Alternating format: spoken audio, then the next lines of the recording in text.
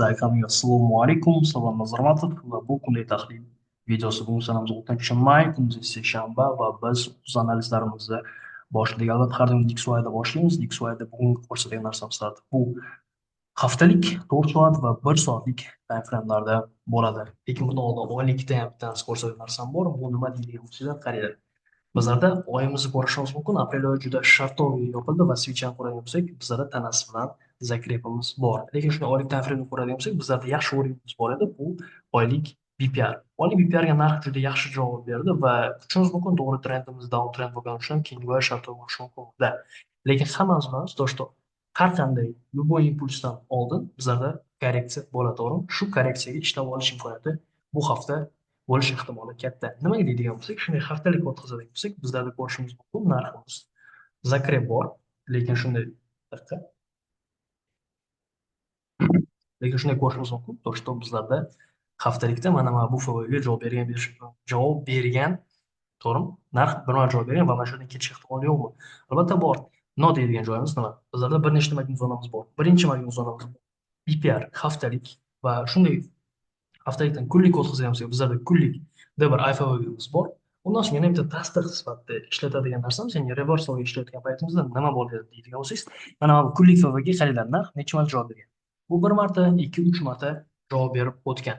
Ya'niki bu nima degani? Bizlarda magnit zonamiz juda kuchli, narxni o'ziga tortib olyapti va imенно mana shuning uchun ham bizlarda reversal uchun ishlasa bo'ladi.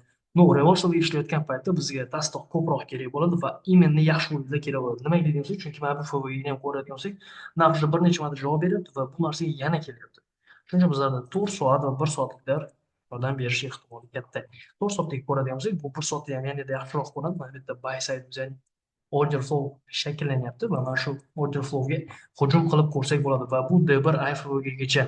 Mana bu o'rin nima deydigan bo'lsangiz, bu 1 soatlik shunday ko'radigan bo'lsak, anchadan beri mana bu 1 soatlik FVgimizga narx juda yaxshi javob beradi va именно mana shu yerdan yana qaytish ehtimoli bor. Chunki bizda buy side bor, o'rinlar yaxshi, bizga setaplar berish ehtimoli bor, lekin bunga qachon qaraydigan desak, shunday yanada kichikroq time frame yana o'tadigan bo'lsak, bizlarda mana bu yerda bir nechta o'rinlarimiz bor, to'g'rimi?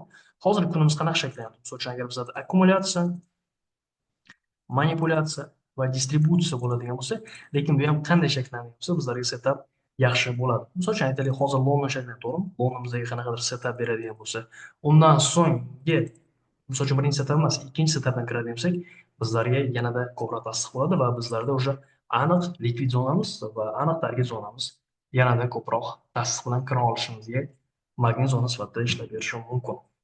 Yevrizda ham xuddi shu ahvol. Nima deymiz? Qaranglar. Haftalik targetimiz bizlarda nima bor? Haftalik targetimizda bizlarda FVga bosh, GUda ham xuddi shu ahvol. GUni lekin magnit zonasi yo'q deb o'ylayman. Nimaga deyilsa, chunki bu yerda BPR bor va bu uchta BPR katta ehtimol o'zini juda yaxshi magnit zona sifatida narxni o'ziga tortishi mumkin. Bu lekin bugunga no degan joyi bor. Nima deydigan bo'lsak, bu PDL yaqinligi, lekin DXY PDHni olib qo'yganligi. Mana DXY PDHni olib qo'ydi. YBJda esa ham PDLni olib qo'ydi. Shuning uchun bugun sal ehtiyotroq bo'lamiz. Agar misol uchun bugun yanada nima desam bo'ladi, unaqa maksimal kun bo'lmasligi ham mumkin, sal yangiligi, lekin spokойный kun bo'ladigan bo'lsa ham savdo qilsa bo'ladi. Keyingi parametr tillar. Tillarda rostini aytaman analiz kam, chunki tillarda shunday haftalik o'tkazib olsak, men haftalikda mana men FVga kutgandim, lekin bu FVga javob beradi. Shuning uchun yana уже ikki tomonlama va yana stopurga просто tinmasdan o'sib ketayotgan aktiv. Yanada aniqroq analiz bu indekslarda. Chunki nima deydigan bo'lsak, shunday indekslar Nasdaqda juda yaxshi model shakllanyapti. Nima deysa, qaranglar. Kunlikda qaytgan joy. Kunlik BPR ga juda yaxshi javob bergan. Shunday H430 bo'lsak, bizlarda H4da ham mana narx BPR dan juda chiroyli ketyapti. Bugungi setupimiz nima deganimizda, bizlarda mana FVga bo'ldi. Mana shu FVga IFV sifatida ishlatsak bo'ladi. No, bu yerga ham kirayotganda qanday kirish kerak? Ehtiyot, misol uchun qanday? Xuddi yerga o'xshab. Mana bu yerda setup beryapmiz. Birinchi setupidan emas, ikkinchisidan bemalol kirsak bo'ladi. Ham bu yerdan emas, mana bu yerlardan bemalol qarab ko'rsak, bizda target zona bor, 1 ga 4, o'zimiz zararimizni bemalol olib chiqib kelsak bo'ladi. Bugungi kunday tahlil shu. Savollar, tushunarsiz joylar bo'lsa, Telegram kanalida chatimiz ochiq.